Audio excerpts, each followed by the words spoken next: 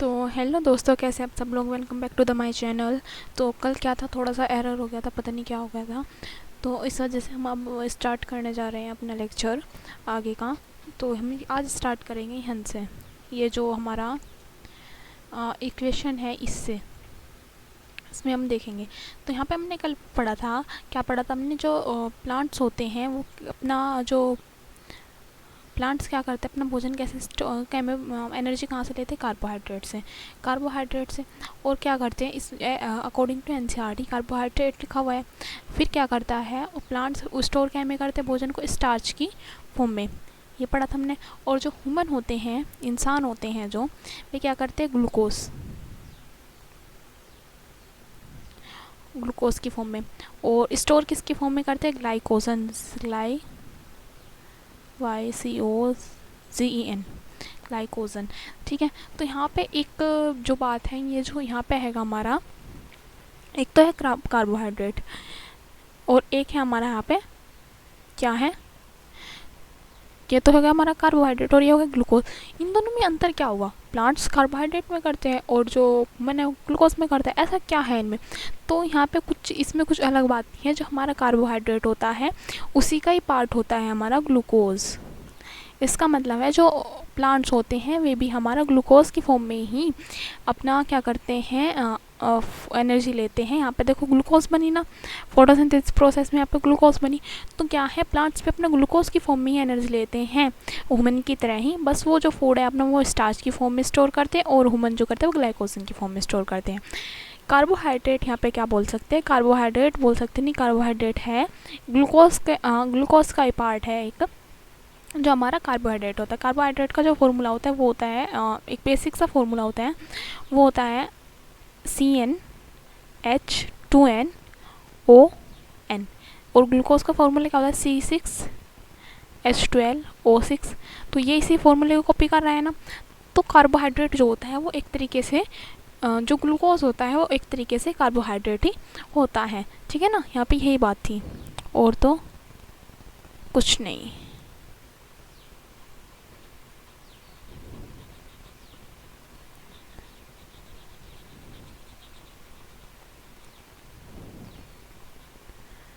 चलिए अब हम अपना आगे का लेक्चर जो है स्टार्ट करते हैं।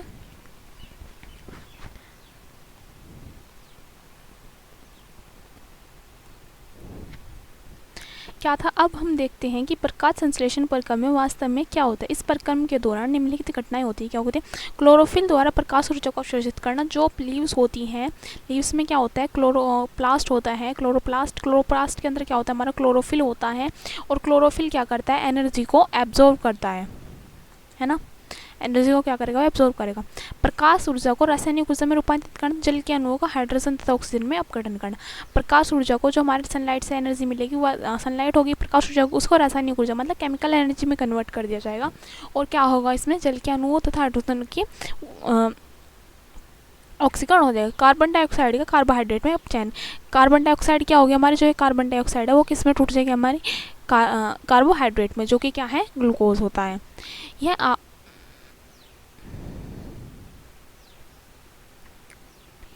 यह आवश्यक नहीं है कि ये चरण तत्काल एक के बाद दूसरा हो। उदाहरण के लिए मरुद्भिद पौधे रात्रि में कार्बन डाइऑक्साइड लेते हैं और एक मध्यस्थ उत्पाद बनाते हैं। दिन में क्लोरोफिल ऊर्जा अवशोषित करके अंतिम उत्पाद बनाते हैं। ये ज़रूरी नहीं है कि जो ये स्टेप है एक के बाद एक ही हो। ये कभी थोड़े से टाइम का गैप देने के बाद भी हो सकते हैं। जैसे जो मरुद्भिद पौधे होते हैं उनमें क्या करते हैं, रात में तो कार्बन डाइऑक्साइड लेते हैं और क्या करते हैं, फिर एक मध्यस्थ उत्पाद बनाते हैं। जो मध्यस्थ उत्पाद होता है, मतलब जो बीच का पदार्थ होता है वो क्या बनता है, फिर ATP बना देते हैं। ATP बना के छोड़ देते हैं। फिर क्या होता है, फिर दिन में क्या करेंगे, क्लोरोफिल अवशोषित करेंगे और लास्ट में क्या करेंगे, उत्पाद बना देंगे। लास्ट का मतलब लास्ट का उत्पाद क्या होगा, अंतिम उत्पाद क्या होगा, हमारा ग्लूकोज होगा। ठीक है ना। हम देखें कि उपरोक्त अभिक्रिया का प्रत्येक घटक प्रकाश संश्लेषण के लिए किस प्रकार आवश्यक है। तो ये प्रकाश संश्लेषण में ये 3 पॉइंट जो हैं, प्रकाश संश्लेषण में किस प्रकार उपयोगी हैं, ये देखते हैं हम। यदि आप ध्यानपूर्वक एक पत्ती के अनुप्रस्थ काट कर सूक्ष्म से द्वारा अवलोकन करेंगे तो आप नोट करेंगे कि कुछ कोशिकाओं में हरे रंग के बिंदु दिखाई देते हैं। अगर हम एक लीव्स को देखेंगे तो इसमें छोटे छोटे से हरे रंग के बिंदु होते हैं। ये क्या होते हैं, हमारे स्टोमेटा होते हैं। ठीक है ना। बिंदु कोशिकाएं होते हैं जिन्हें क्लोरोप्लास्ट कहते हैं, इनमें क्लोरोफिल होता है। सॉरी गलती हो गई, वो क्लोरोप्लास्ट होते हैं और क्लोरोप्लास्ट में क्या होता है, क्लोरोफिल होता है। क्लोरोफिल किसके लिए उपयोग होता है, हमारा क्लोरोफिल जो प्लांट्स को ग्रीन कलर देता है, उस ग्रीन कलर देने के लिए क्लोरोफिल जिम्मेदार होता है। और क्लोरोफिल क्या होता है, फोटोसिंथेसिस प्रोसेस में एक इम्पोर्टेंट रोल प्ले करता है। आइए हम एक क्रियाकलाप करते हैं जो दर्शाता है कि प्रकाश संश्लेषण के लिए क्लोरोफिल आवश्यक है। प्रकाश संश्लेषण के लिए क्लोरोफिल कैसे आवश्यक है, ये क्रियाकलाप है, ये पढ़ लेंगे। अब हम आगे चलते हैं, ये मैंने कल भी पढ़ाया था वैसे। हम आगे देखते हैं। अब हम अध्ययन करते हैं कि पौधे कार्बन डाइऑक्साइड कैसे प्राप्त करते हैं। कक्षा 9 में हमने रंध्र की चर्चा की थी, जो पत्ती की सतह पर सूक्ष्म छिद्र होते हैं। जो लीव्स होता है उसकी सतह पर छोटे छोटे छिद्र होते हैं, उन्हें हम क्या बोलते हैं, रंध्र बोलते हैं। और क्या होता है, प्रकाश संश्लेषण के लिए गैसों का अधिकांश आदान प्रदान इन्हीं छिद्रों के द्वारा होता है। जो गैस का ट्रांसफर होता है, आना और जाना, वो किनकी हेल्प से होता है, इन्हीं छिद्रों की हेल्प से होता है। लेकिन यहाँ यह जानना भी आवश्यक है कि गैसों का आदान प्रदान तने, जड़ और पत्तियों की सतह से भी होता है। ये नहीं कि केवल ये जो छिद्र हैं यही रेस्पॉन्सिबल होंगे गैसों के आदान प्रदान के लिए। यहाँ पे क्या है, जड़, पत्तियाँ और तना, ये भी क्या होते हैं, गैसों का आदान प्रदान करने के लिए उपयोगी होते हैं। इन रंध्रों से पर्याप्त मात्रा में जल की भी हानि होती है। अतः प्रकाश संश्लेषण के लिए कार्बन डाइऑक्साइड की आवश्यकता नहीं होती। प्रकाश संश्लेषण के लिए क्या होगा, कार्बन डाइऑक्साइड की आवश्यकता नहीं होती, तब पौधों में इन छिद्रों को बंद कर दिया जाता है। अगर देखो प्रकाश संश्लेषण के लिए क्या चाहिए, हमें कार्बन डाइऑक्साइड चाहिए, लेकिन अगर पौधों को कार्बन डाइऑक्साइड नहीं चाहिए तो क्या होता है, जो ये प्रकाश संश्लेषण की क्रिया हो इसे रोकना पड़ेगा, क्योंकि उन्हें एनर्जी उसके अंदर है। कार्बन डाइऑक्साइड होगी तो क्या बनेगा, ग्लूकोज भी बनेगा, क्योंकि कार्बन डाइऑक्साइड का अपचयन होता है, CO2 का अपचयन होता है उस ग्लूकोज में। CO2 का अपचयन होता है जब तो ग्लूकोज बनती है प्रकाश संश्लेषण। तो जब उसे CO2 की जरूरत ही नहीं होगी प्लांट्स को, तो क्या होता है, जो ये रंध्र होते हैं, ये छिद्र होते हैं, ये बंद हो जाते हैं। और फिर क्या होता है, CO2 प्लांट्स के अंदर नहीं जा पाती और फोटोसिंथेसिस प्रोसेस भी नहीं होती। छिद्रों का खुलना और बंद होना द्वार कोशिकाओं का एक कार्य है। जो ये द्वार कोशिकाएं होती हैं, इन्हीं की वजह से क्या होता है, छिद्र खुलते हैं और बंद होते हैं। द्वार कोशिकाओं में जब जल अंदर जाता है तो वे फूल जाती हैं, ऐसे फूल जाएगी जब अंदर जल जाएगा। रंध्र का छिद्र खुल जाता है। इसी तरह जब द्वार कोशिकाएं सिकुड़ती हैं तो छिद्र बंद होता है, तो और जब छिद्र बंद होता है तो वे ऐसी कुछ दिखाई देती हैं, ठीक है ना।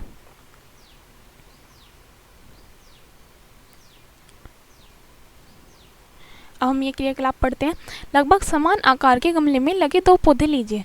2 हमने गमले लिए समान आकार के, है ना, उसमें हमने पौधे लिए, पौधे लगे लीजिए। 3 दिन तक अंधेरे कमरे में रखिए। अब प्रत्येक पौधे को अलग अलग कांच पट्टिका पर रखिए। अब क्या करेंगे, प्रत्येक पौधे को अलग अलग कांच पट्टिका पर रखेंगे। एक पौधे के पास वाच ग्लास में पोटेशियम हाइड्रोक्साइड रखिए। एक पौधे के क्या करेंगे, ऐसा फिर हमने से एक वाच ग्लास में रख दिया, फिर एक ऐसे वाच ग्लास में, इसे भी वाच ग्लास में, 1 मिनट,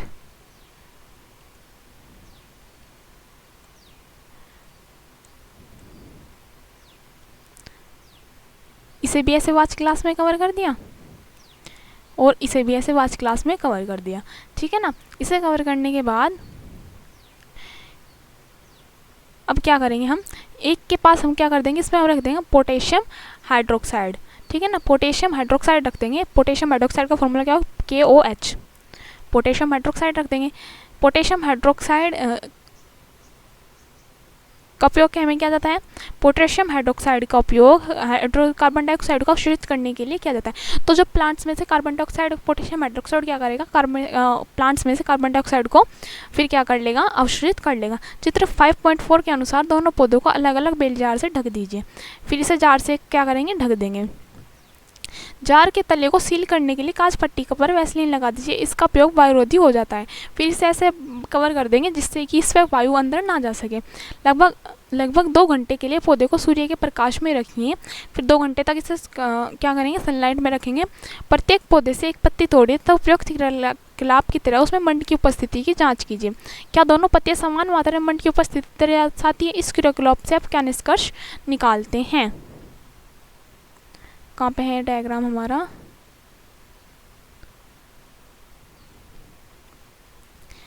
अब तो क्या हुआ यहाँ पे, उपयुक्त दो क्रियाकलापों के आधार पर हम ऐसा प्रयोग कर सकते हैं जिससे प्रदर्शित हो सके कि प्रकाश संश्लेषण के लिए सूर्य के प्रकाश की आवश्यकता होती है। अब हम यह चर्चा कर चुके हैं कि स्वपोषी अपनी ऊर्जा आवश्यकता की पूर्ति कैसे करते हैं, लेकिन उन्हें भी अपने शरीर के निर्माण के लिए अन्य कच्ची सामग्री की आवश्यकता होती है। अब हम यहाँ पे देख सकते हैं कि स्वपोषी जीव क्या आते हैं, अपनी ऊर्जा आवश्यकता की पूर्ति कैसे करते हैं। हमने ऊपर पढ़ लिया कैसे करते हैं, फोटोसिंथेसिस से, है ना।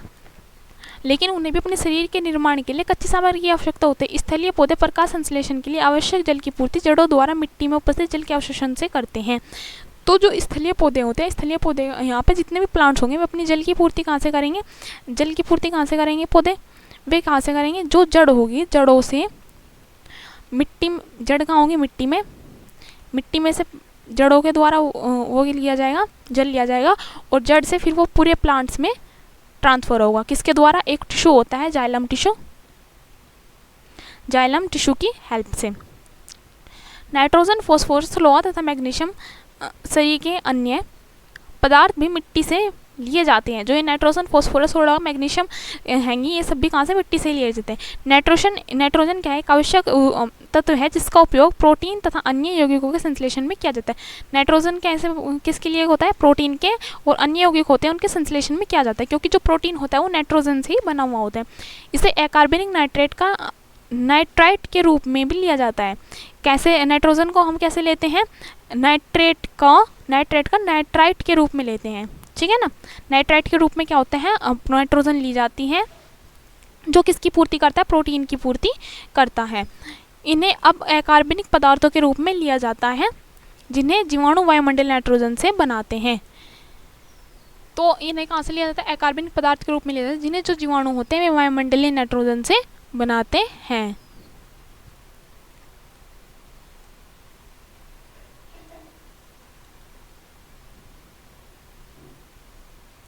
अब आता है हमारा विषमपोषी पोषण। विषमपोषी पोषण क्या होता है, जो हम दूसरों, मतलब जो सनलाइट की इन सब की हेल्प से नहीं बनता, कार्बनिक स्रोतों की हेल्प से नहीं बनता, वो किसकी हेल्प से बनता है, कार्बनिक पदार्थों की हेल्प से जो हम पोषण लेते हैं उसे हम क्या बोलते हैं, विषमपोषी पोषण बोलते हैं। विषमपोषी पोषण क्या होगा, जो कार्बनिक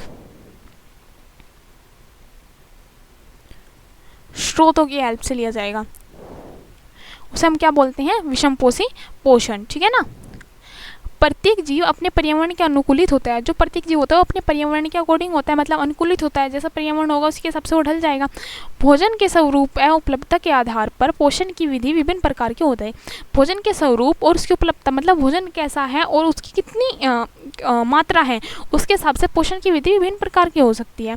इसके अतिरिक्त यह जीव के भोजन ग्रहण करने के ढंग पर भी निर्भर करता है। उदाहरण के लिए यदि भोजन स्रोत अचल जैसे कि घास है या गतिशील जैसे कि हिरण है, दोनों प्रकार के भोजन का अभिगम का तरीका भिन्न भिन्न है, ठीक है ना।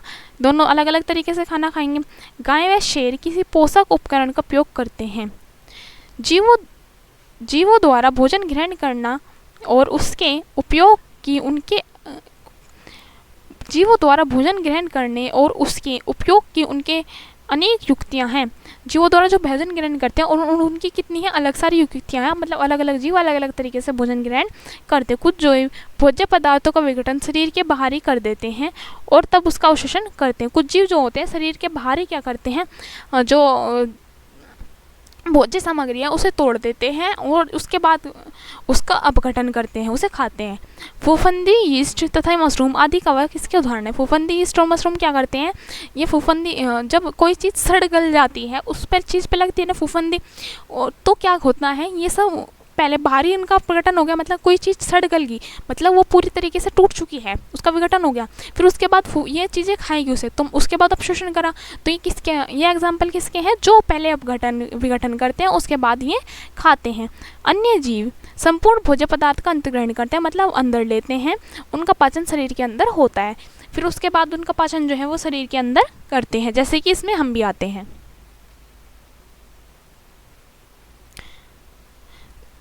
जीव द्वारा किसी भोजन का अंतर्ग्रहण किया जाए तथा उसके पाचन की विधि उसके शरीर की अभिकल्पना तथा कार्यशैली पर निर्भर करती है। जीव द्वारा किसी भोजन का अंतर्ग्रहण मतलब किसी जीव के द्वारा वो खाना खाना तथा उसके पाचन की विधि मतलब वो कैसे पचता है, शरीर की अभिकल्पना तथा कार्यशैली पर निर्भर करती है। यह सब कुछ शरीर की जो बनावट है उस पर और उसका क्या क्या काम है उसके हिसाब उस पर डिपेंड करती है। घास, फल, कीट, मछलियाँ, मर्द, खरगोश खाने वाले जंतुओं के अंतर के बारे में आप क्या सोचते हैं? जो घास, फल और कीट मछलियाँ सब कुछ खाते हैं या फिर मर्द खरगोश खाते हैं, मतलब जो शाकाहारी है और जो मांसाहारी है, उन दोनों में क्या क्या अंतर है? ठीक है ना। वो अपना पोषण कैसे करते हैं? कुछ अन्य जीव पौधे और जंतुओं को बिना मारे उनसे पोषण प्राप्त करते हैं, कुछ जीव उन्हें बिना मारे ऐसे ही जिंदे को खा जाते हैं। यह पोषण युक्ति अमरबेल, किलनी जू, लीच और फीताखर्मी सरीखे बहुत से जीवों द्वारा प्रयुक्त होती है। कैसे? अमरबेल, किलनी जू, जैसे जू हैं, जू बालों में होती है, सर पे होती है, लेकिन वो किस हम तो नहीं करती, मारती ना तो नहीं, वो जीव को वैसे ही खून चूसती रहती है, ऐसे ही पोषण लेती रहती है। फीताकर्मी भी ऐसे ही हैं और किलनी भी ऐसी है। अमरबेल भी क्या करती है, पेड़ पर लटकी हुई ऐसे पेड़ से जो उस पेड़ पर रहेगी वो उसी से पोषण लेगी। ठीक है ना। जीव अपना पोषण कैसे करते हैं? तो जीव है वो अपना पोषण कैसे करते हैं, देखते हैं। क्योंकि भोजन और उसके अंतर्ग्रहण की विधि भिन्न भिन्न है।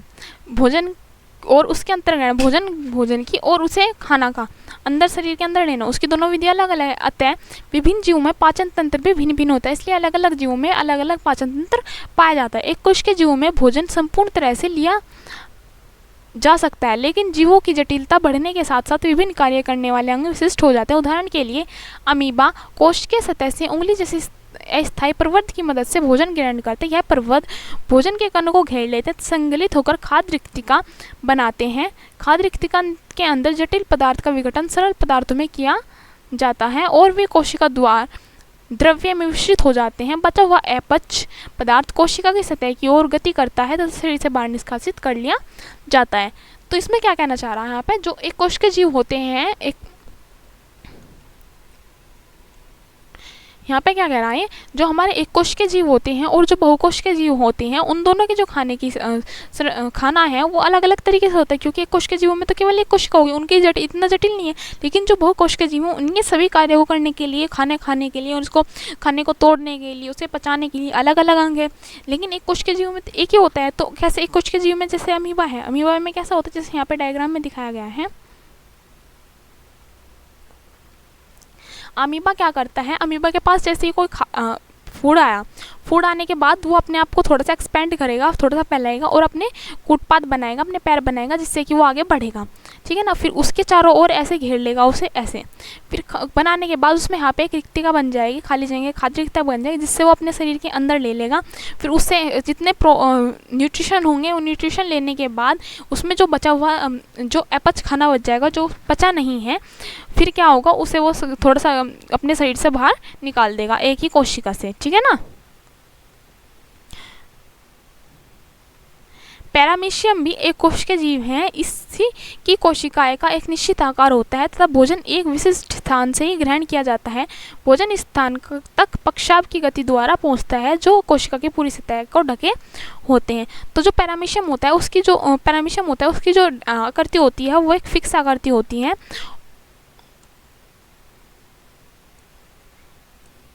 एक minute,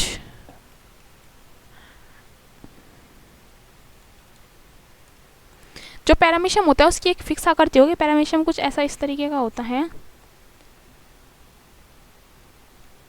just wait a minute, हाँ कुछ इस तरीके का होता है पैरामीशियम। दोबारा से ड्रॉ करना पड़ेगा। पैरामीशियम चप्पल के आकार का होता है, थोड़ा चप्पल के आकार ऐसा ऐसी होता है ना, कुछ चप्पल ऐसा होता है। तो यहाँ पे जो होता है, यहाँ पे फूड वोक्यूल होती है, खाद्य रिक्तिका होती है, और खाना जैसे आता है वो यहाँ से एंटर होता है। फिर उसके अंदर ऐसे ही प्रोसेस होती है अलग अलग। फिर उसके बाद वो पच लिया जाता है और बाहर भी ऐसे ही निकाल जाता है। यहाँ पे होती है उसकी खाद्य रिक्तिका, यहाँ से भोजन अंदर जाता है इस वाले पार्ट से। ये अपना शेप नहीं बदल सकता। जो अमीबा होता है वो अपना शेप बदल लेता है, लेकिन जो पैरामीशियम होता है वो अपना शेप नहीं बदल सा। ठीक है ना।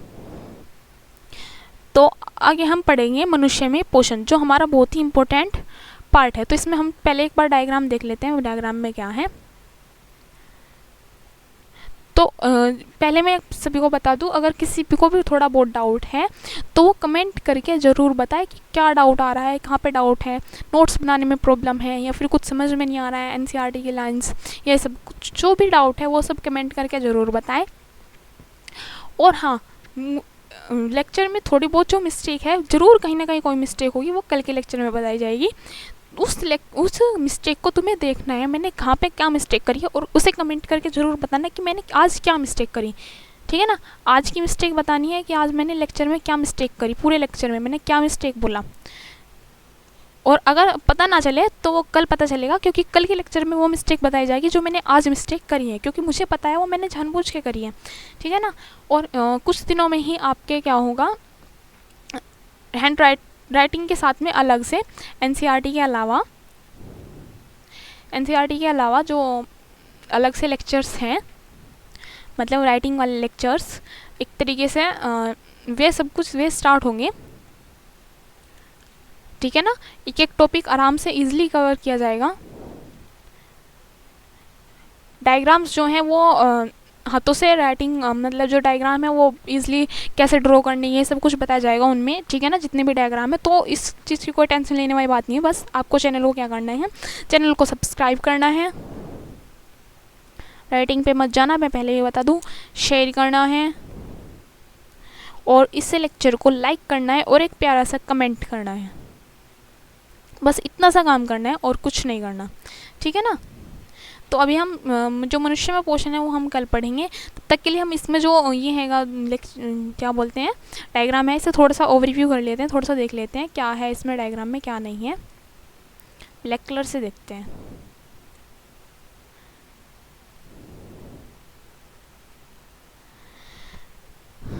तो यहाँ पे देखिए क्या होता है, जब हम खाना कोई खाते हैं तो पहले सब कुछ छोड़ दे, इसमें समझने वाली को इसमें इसे मत लो। तो सबसे पहले क्या होता है, जब हम खाना लेते हैं तो हम पहले खाना रखा है हमारे सामने, खाने का पहले टुकड़ा तोड़ने के बाद हम सबसे पहले क्या करते हैं, उसे मुंह में लेते हैं।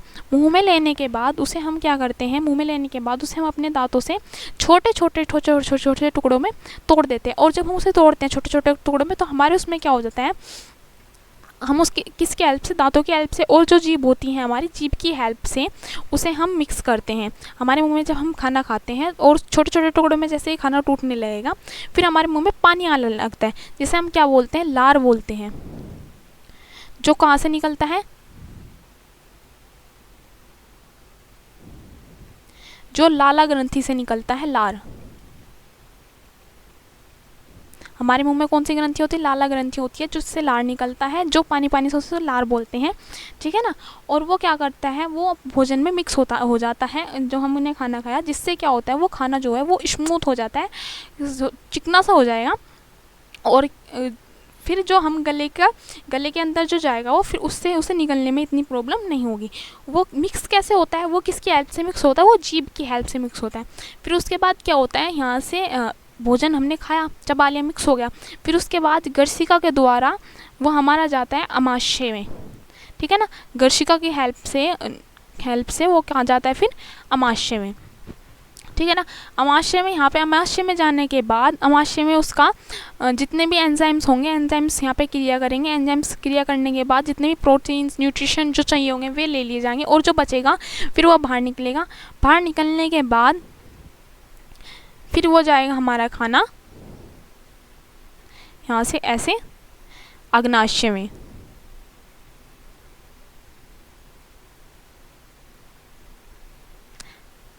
अग्नाशय में जाएगा, अग्नाशय से फिर जाएगा हमारा यहाँ पे क्षुद्रांत में,